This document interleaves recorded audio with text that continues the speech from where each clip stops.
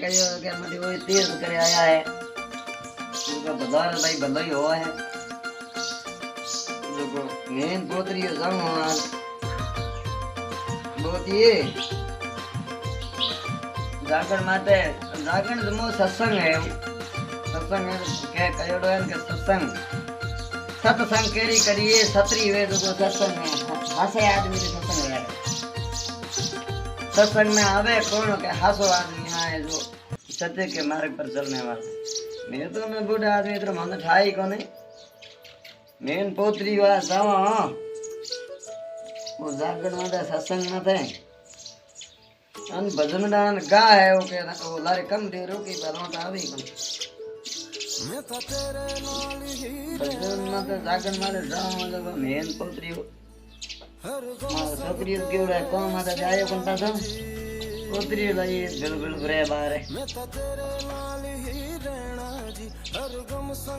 जाना होगा जागरण माते जागरण में जाने में क्यों नहीं मिले सत्संग मिले सत सुबुद्धि है वो कह नहीं पढ़े लिखा कह नहीं जो हैं वो नहीं मिला करे क्या कर मोटा मन बूढ़िया मन जो के थावे नहीं बूढ़ियोरी बैठ सनी अलग उठन बैठ अलग बूढ़ियो भेड़ा तो मन आज रात युवा पीढ़ी बूढ़िया भेड़ा बे नहीं तो वो ने ज्ञान घणी मिले जे गुटी दे तो नहीं पे तुम की मिले इसलिए युवा पीढ़ी वालों ने कहना चाहूँ आप बुजुर्गों की संगत करो के दी जाओ रेण रपण बिया बना के जाओ तो बूढ़िया देर बैठा रहे नहीं वो जगह घड़ी देर बैठा बेहो तो थोने मतलब जरूर ज्ञान मिले जरूर की उनको बहुत बढ़िया मिले क्योंकि बूढ़िया कभी झूठ नहीं बोला करे बुजुर्ग वाणी सबसे अच्छी होती है घनी हिंदी मने आवे कौन क्या हूँ यहाँ बूढ़ो आदमी पर बूढ़िया को जाए बेहो नहीं तो बहुत अच्छा ज्ञान मिले आनंद आवे क्योंकि बूढ़िया ये रास्ते में सलेन आया है उन्होंने ध्यान है कि भाई आगे की करना है की नहीं करना है क्या वो सब कोई मारे माते हाले न आया है मारा तो एक ही कहना है जो भी युवा पीढ़ी है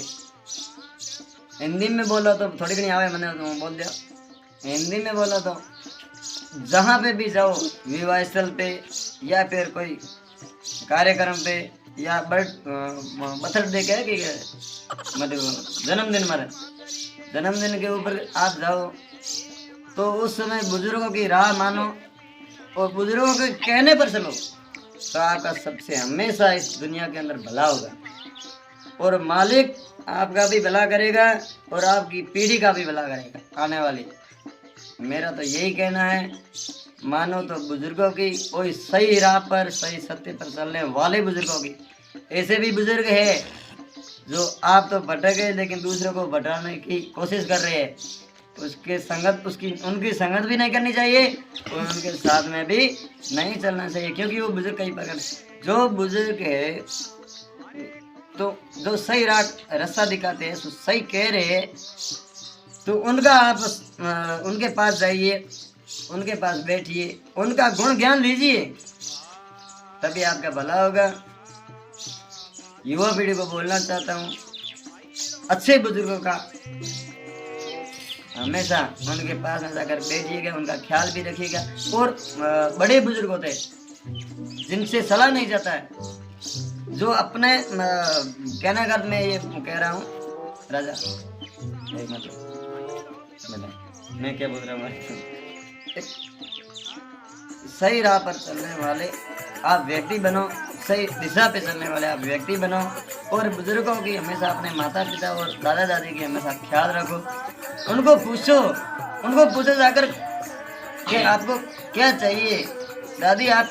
आज आपने दादी खाना खाया या नहीं खाया उनको जाकर पूछो अगर नहीं खाया तो क्यों नहीं खाया भवर दियो को नहीं की बात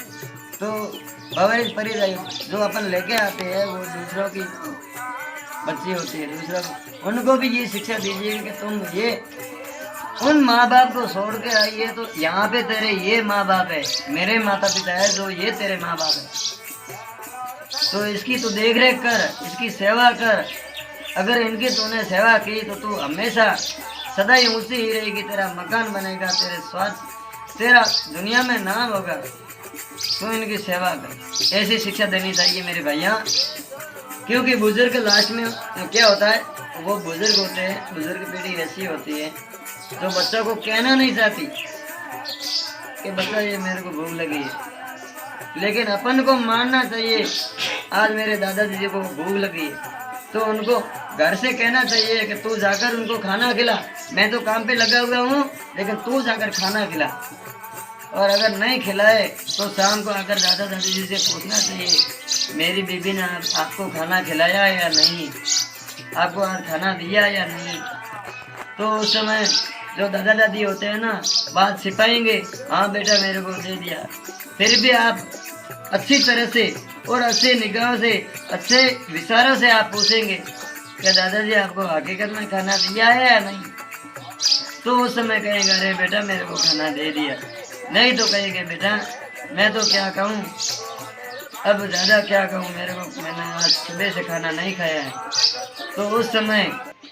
अपने आप को ललकारना, अपने आप को तत्कारना, अगर आपके अंदर हिम्मत है तो उस समय वो हिम्मत काम लो, क्योंकि आपके दादा दादी भूखे हैं। लेकिन आप मैं ऐसा नहीं कह रहा हूँ कि आप अपने परिवार से ध्यान मत रखिए, ये भी परिवार से जुड़े हुए भी, मैं ये नहीं कहना चाहता हूँ आपकी बीबी बच्चा से ध्यान मत रखिए, लेकिन उसके अंदर भी एक समझाइश होती है, तो उसको ध्यान में रखकर बीबी को भी कहना चाहिए, ताड़ना भी चाहिए, तरकाना भी चाहिए, क्योंकि तूने मेरे दादा को खाना कैसे क्यों नहीं दिया, अब क्या कारण है, मेरे दादा ने क्या बिगड़ा तेरा। तो उसको समझाकर उसको ये बोलना, तू जो तेरे पिता माता पिता और दादा दादी को छोड़कर आई है, अब ये तेरे माता पिता और यही तेरे दादा दादी है। तभी इसको स्नेह प्रेम और प्यार से अगर उसको कहेंगे तो वही दादा दादी को खाना खिलाएगी। उनके सामने भी जबरदस्ती करने का, क्योंकि ये कलयुग है। मेरा तो यही कहना है सभी भाइयों से।